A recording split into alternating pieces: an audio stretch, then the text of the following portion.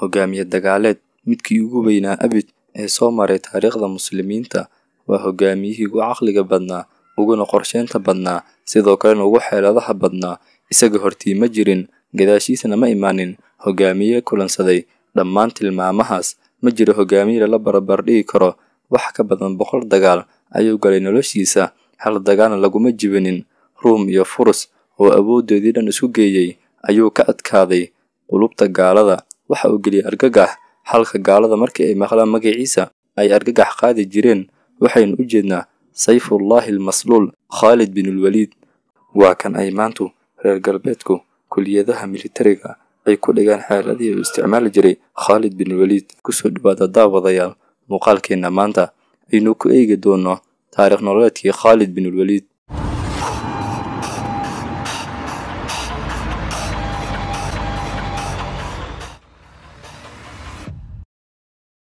السلام عليكم ورحمة الله وبركاته. Khalid bin Walid wuxuu ku dhashay magaalada Maka sanadka markuu ahaa 592 miilaadiga.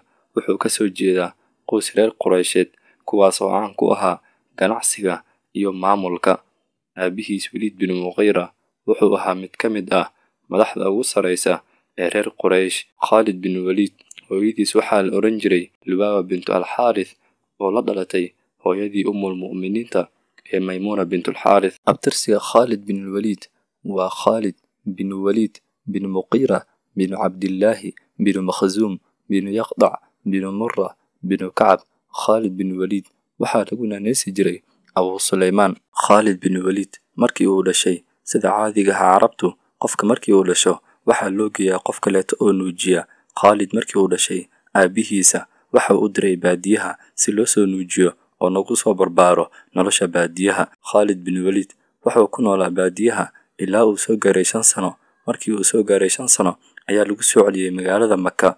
Waxa uu ku soo koray reer qani ah. Aabihiisa oo la oran jiray Walid bin Mughira oo hogaamin jiray qabiilka loo yaqaanay reer Bani Makhzum. Khalid aabihiis waxa uu ahaa qof maalqabeen ah oo ugu sareeyo reerka. Khalid aabihiisa waxa uu awoodaa halkii sanaba inuu bedelo kaligiisa marada Kacbada, halka sanada kaleeto ay Quraysh kulligooda ay bedeli jireen.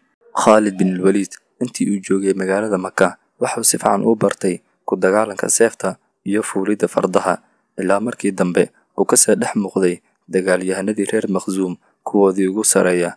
Khalid bin Walid waxa uu ka soo jeedaa reer Quraysheed oo diinta aad u nacbanaa, kuwaas oo diinta la dagaalami jiray mar walba. Khalid bin Walid markii rasuulka sallallahu alayhi wasallam uu ku soo degay waxyiga waxa uu jiray 24 sano. Khalid bin Walid intii uu soo islaamin ka hor waxa uu ka qayb qaatay dagaalooyin badan oo lala galay muslimiinta. Khalid bin Walid markii uu dhacay dagaalkii Badr, Khalid waxa uu ku maqnaa dhulka Shaam, halkaas oo uu aaday ganacsi uu lahaa aabihiis. Balse dagaalkii Uhud waxa uu ka qayb qaatay jabintii islaamka, isagoo buurtii Uhud dhinaceedii ugu soo gambaday muslimiinta. Khalid bin Walid waxa uu ka mid yahay halyeeyadii ugu sareeyay ee ay ku faanaan reer Maka, kaasoo sabab u ahaa ilaalinta magaalada Maka ilaa markii dambe uu Alle subxaanahu wa ta'ala uu la doono inuu soo islaamo. Khalid bin Walid wuxuu soo islaamay bishii Safar sanadkii 8 ee Hijriyada, 6 bilood ka hor furashadii Maka. Khalid bin Walid markii uu soo islaamay wuxuu Nabiga sallallahu alayhi wasallam uu ku yiri, Nabi Allah iga qabo seeftan aan ku laayay muslimiin badan. Balse Nabiga sallallahu alayhi wasallam ayaa ku yiri, seeftan qaado oo ku laay cadowga Alle adigoo dhabarkaadina aan soo jeedinaynin.